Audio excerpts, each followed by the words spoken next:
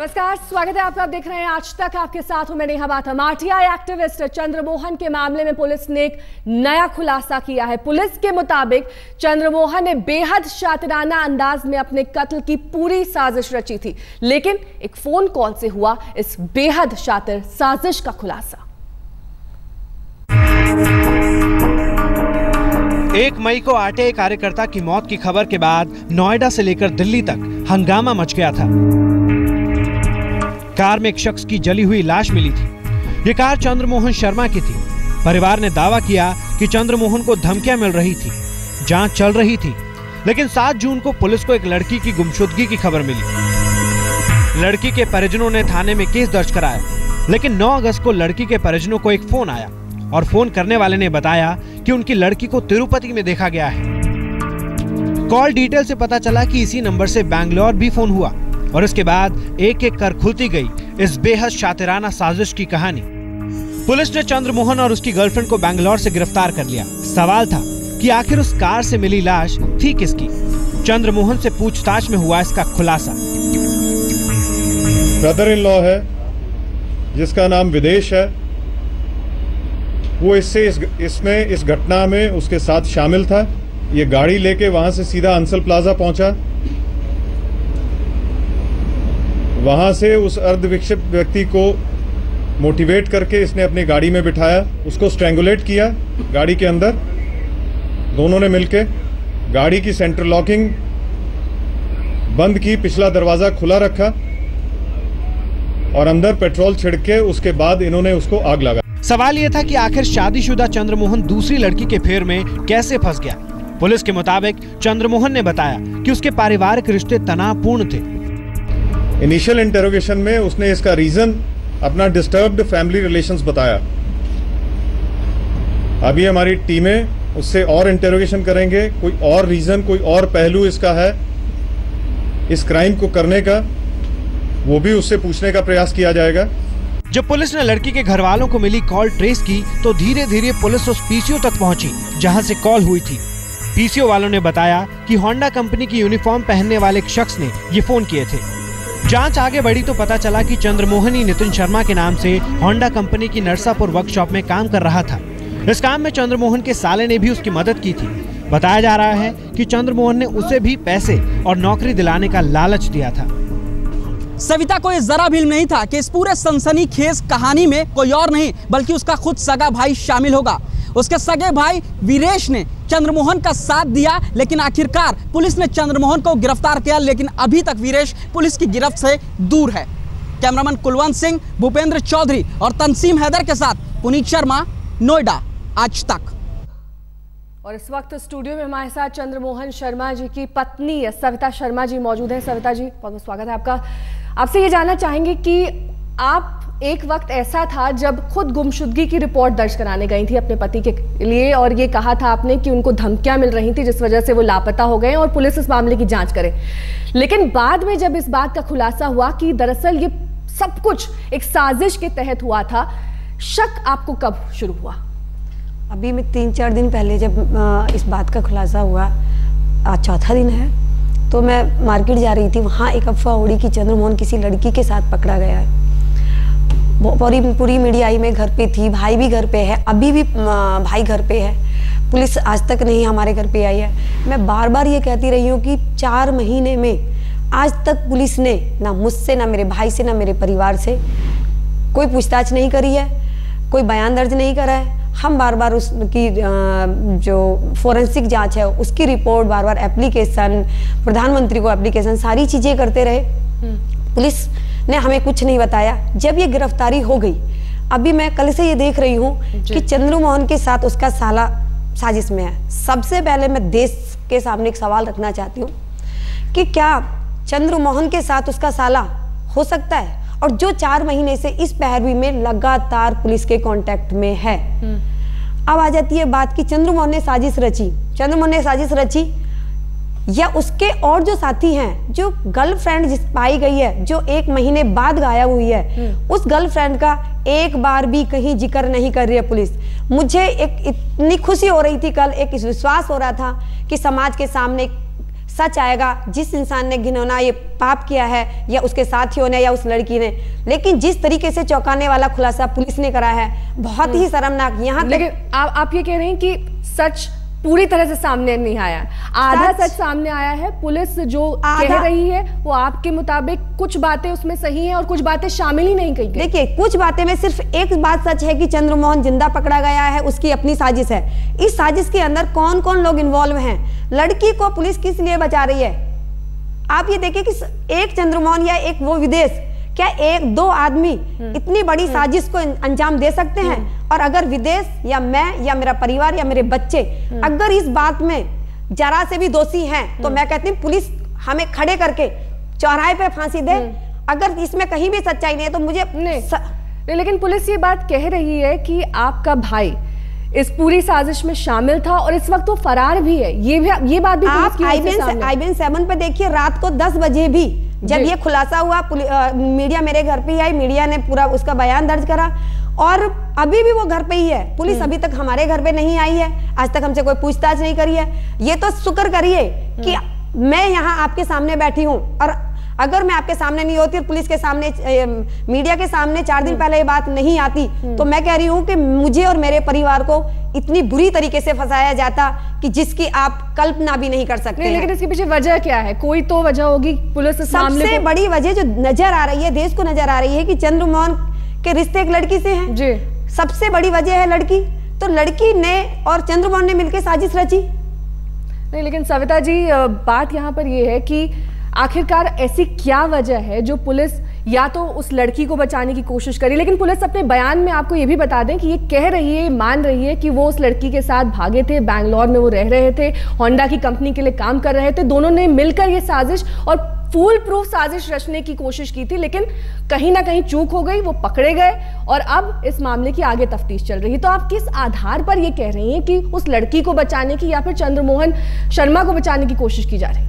चंद्रमोहन को बचाने की कोशिश नहीं, ये सबसे मेन चीज ये है कि पुलिस ने आधा अधूरा सच क्यों सामने लेके आई।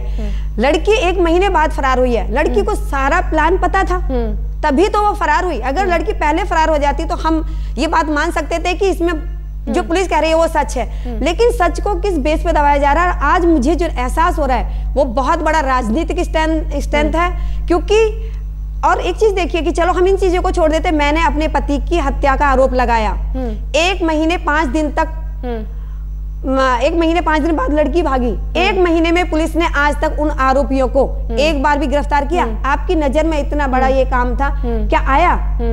क्यों? तो क्योंकि मेरे पास पैसा नहीं था। आज पुलिस ने जो जितना भी ये खुलासा कर रही है, ये पूरा पॉलिटिकल दबाव में, और लड़की वहां की गुजर है, और उस सब चीजों को बचाने के चक्कर में ये इतना बड़ा षड्यंत्र रचा जा रहा है। और मुझे डर है कि वो आने वाले समय में मुझे भी इसमें घसीट देगी। क्योंकि आप मैं देख रही थी कई चैनलों पे कि पार्टी का नाम लिया जा रहा था कि चंद्रमोहन किसी पार्टी से बिलोंग करता था, चंद्रमोहन ये करता था, या उनकी पत्नी वो आम आदमी पार्टी के कार्यकर्ता थे। ये बात तो सब नहीं, ये सच नहीं है। देखिए, वो आंदोलन से, सुनिए, वो आंदोलन से जुड़े हुए थे। शायद आपको ये नहीं पता कि आम आदमी पार्टी का एक जो लॉ है उसमें ये है कि एक परिवार में से एक ही आदमी पार्टी के अंदर हो सकता है।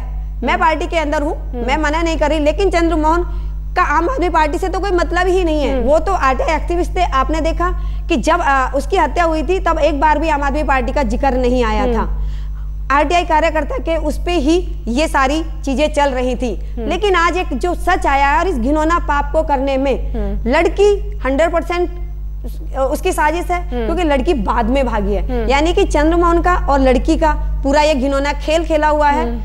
पुलिस बार बार लड़की को बचाने की कोशिश कर रही है, और मुझे डर है कि कल वो मुझे भी फंसा देगी। लेकिन लड़की को बचाने की वजह क्या हो सकती है? कुछ तो वजह होगी ऐसी। पुलिस बेवजह, बिना सबूतों के आधार पर, बिना किसी तरह का बयान दिए एकाएक अचानक ये तो फैसला नहीं लेगी कि इस लड़की को बचाना है और सारा आरोप और सारा दोष चंद्रमोहन के सर मर देना है या फिर आपके भाई के सर मर देना है। कुछ तो ऐसा होगा। आप ये कह रही हैं कि 1 महीने तक आपसे कोई पूछताछ नहीं हुई, आपके परिवार से कोई पूछताछ नहीं हुई, इस मामले में कोई जानकारी आपसे नहीं ली गई, पर आपने जब FIR लॉन्च करी थी तब आपने मिसिंग रिपोर्ट लिखाई थी, तब पुलिस उस एंगल से इस मामले की जांच कर रही थी। तब आपने कहा था कि जो आपके बयान उस वक्त आए कि मेरे पति लापता हैं, उनको धमकियां मिल रही थी, इसी तरह की रिपोर्ट मीडिया में? नहीं, मेरे पति की हत्या हो गई है, इन्हीं लोगों ने हत्या की है। पहले दिन से 2 तारीख को 5 बजे ये केस दर्ज हुआ था, इन्हीं लोगों ने मिलकर हत्या की है, क्योंकि ये सारा खेल चंद्रमोहन का और उस लड़की का है। क्योंकि मेरे पास एक लेटर था जो 29 या 30 तारीख का था, जो चंद्रमोहन के हाथ का लिखा हुआ था। मैं उसी बेस पे, जो मेरे पास प्रूफ है, मैं तो उन्हीं पे आगे बढ़ूंगी ना। चंद्रमोहन इसमें गुनहगार है, चंद्रमोहन के साथी जो हैं, क्योंकि इतने बड़े अपराध को 1 या 2 आदमी नहीं दे सकते हैं अंजाम।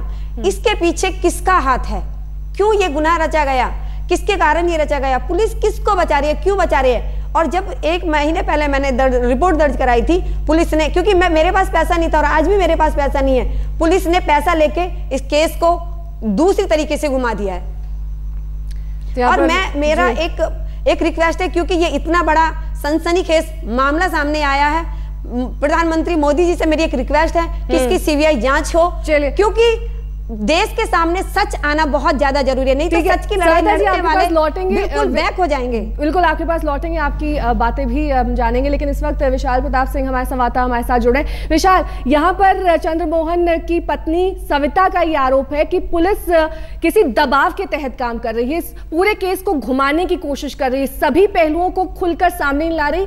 कुछ ऐसे पहलू भी हैं जो सामने आने चाहिए, लेकिन पुलिस उन्हें छुपा रही है।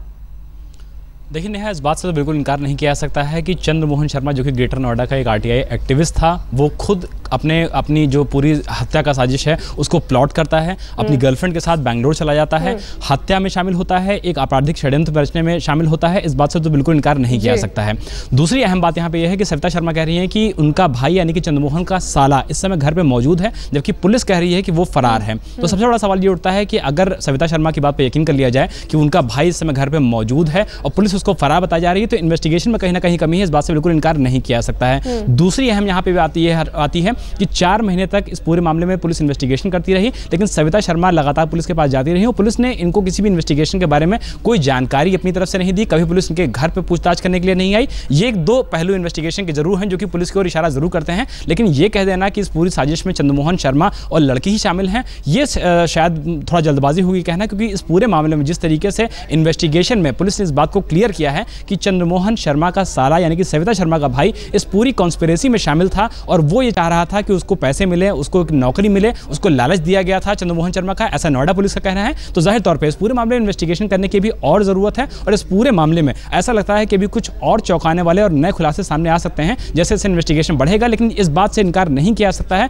कि आरटीआई एक्टिविस्ट ने ही हत्या की साजिश रची, अपनी हत्या की साजिश, और एक बेगुनाह आदमी को जो कि मेंटली चैलेंज था उस इलाके का, उसकी हत्या करके गाड़ी में उसकी बॉडी को प्लांट किया और एक आपराधिक षड्यंत्र रचा। इस बात से बिल्कुल इनकार नहीं किया जा सकता है। लिहाजा बिल्कुल साफ हो चुका है कि चंद्रमोहन शर्मा इस पूरी साजिश का एक बड़ा साजिश करता था और इससे इनकार नहीं किया जा सकता है। आपकी बातों से ये तो साफ हो गया कि इस केस में कई ऐसे पहलू हैं, कई ऐसे पेच हैं जिन पर अभी जांच की आवश्यकता है और आगे कई और नए खुलासे हो सकते हैं। हम बात कर रहे हैं कि ऐसे मर्डर के ड्रामे की जिसके अब कई पहलू सामने आ रहे हैं। इस वक्त चंद्रमोहन शर्मा जी की पत्नी सविता शर्मा हमारे साथ स्टूडियो में मौजूद है। सविता जी, नोएडा के एसएसपी ने कहा है कि आपका भाई विदेश इस पूरा साजिश थी उसमें शामिल था, इस तरह से कि उसने चंद्रमोहन का साथ दिया उस आदमी को जलाने में जिसकी लाश उनकी कार में पाई गई। साथ ही चंद्रमोहन ने उससे ये भी कहा कि अगर वो इस तरह से अपनी मौत का ड्रामा स्टेज करते हैं तो आपको होंडा सीएल में नौकरी मिल जाएगी, इंश्योरेंस के पैसे मिल जाएंगे, और उसको भी नौकरी दिलाने का उन्होंने ये वादा किया। साथ ही ये भी एसएसपी की ओर से कहा गया है कि पूरी साजिश में कहीं ना कहीं आपके भाई का इन्वॉल्वमेंट था। आप क्या कहेंगे? मैंने पहले भी कहा, अभी भी कह रही हूँ, मेरा भाई, मेरा परिवार इस साजिश में अगर कहीं भी जरा सा भी गुनहगार है तो मैं कहती हूँ कि सबसे पहले सजा हमें मिले। चंद्रमोहन को, उस लड़की को बाद में मिले, उन्हें मिले ही नहीं अगर हम इस साजिश में इन्वॉल्व हैं। बड़ी शर्म की बात है, पूरा देश ये जानना चाहता है कि इस घिनौनी हरकत में किसने उसका साथ दिया, लड़की प्लस वो कौन लोग हैं कि जो चंद्रमोहन के साथ, जिन्होंने गाड़ी जलाई, जिन्होंने इसका इस बॉडी का वो किया। जो मैं कल शायद न्यूज में भी सुन रही थी कि उसको एक अंसल प्लाजा से यहाँ से लेके गए, वो मानसिक रूप का रोगी था। आप थोड़ा सा एक दिमाग लगा के देखिए कि एक मानसिक रोगी जो है वो अंसल प्लाजा पे मिला, चंद्रमोहन ड्यूटी पे था, वो मानसिक रोगी, उसका वो घर नहीं था। आप और हम तो घर जा सकते हैं कि वो बंदा घर होगा और उसको लेके आ सकते हैं, वो तो कहीं भी हो सकता है। जब ये साजिश हो रही थी, वो ड्यूटी से निकला, 12 बजे तक सारी चीजें हो गई, और ये पुलिस किस बेस पे कर रही है कि मानसिक रोगी को वहीं से उठाया? मानसिक रोगी तो कहीं भी जा सकता है। चलिए, विशाल हमारे साथ लगातार बने हुए हैं इस पूरे मामले में। विशाल, एक छोटा सा जवाब आपसे चाहेंगे, अब इस पूरे मामले में पुलिस किस पहलू पर काम कर रही है और कौन से वो ऐसे सबूत हैं जो अब तलाशे जा रहे हैं, ताकि जो विदेश, जो सविता जी का भाई है, उसका इस पूरे मामले में क्या कुछ इन्वॉल्वमेंट है, क्या लेना देना है, किस तरह से वो साजिश में शामिल था, ये सामने आ सके? देखिए, पुलिस इस पूरे मामले को इन्वेस्टिगेट इस लिहाज से नेहा कर रही है कि जिस समय ये हादसा सामने आया था, यानी कि 1 मई की रात में पुलिस इस समय जो CDR है चंद्रमोहन शर्मा के मोबाइल की प्लस वीरेश के मोबाइल की पूरी जो CDR है उसको निकाल रही है। ये भी कहा जा रहा है कि उसके बाद दोनों नई दिल्ली रेलवे स्टेशन जाते हैं, वहां से वो बैठ के बेंगलुरु चला जाता है चंद्रमोहन शर्मा, और वीरेश वापस आ जाता है। तो जाहिर तौर पर पुलिस को इस पूरे मामले में इन्वेस्टिगेशन में ये भी साबित करना है कि कितनी बार बातचीत हुई है। तो इस बातचीत के बाद ये साफ हो पाएगा कि किसका इन्वॉल्वमेंट क्या है। बता देती हूँ सविता जी, वक्त हमें इतने की इजाजत देता है। बहुत बहुत शुक्रिया हमारे साथ स्टूडियो में शामिल होने के लिए। विशाल, आपका भी बहुत बहुत शुक्रिया तमाम जानकारी के लिए।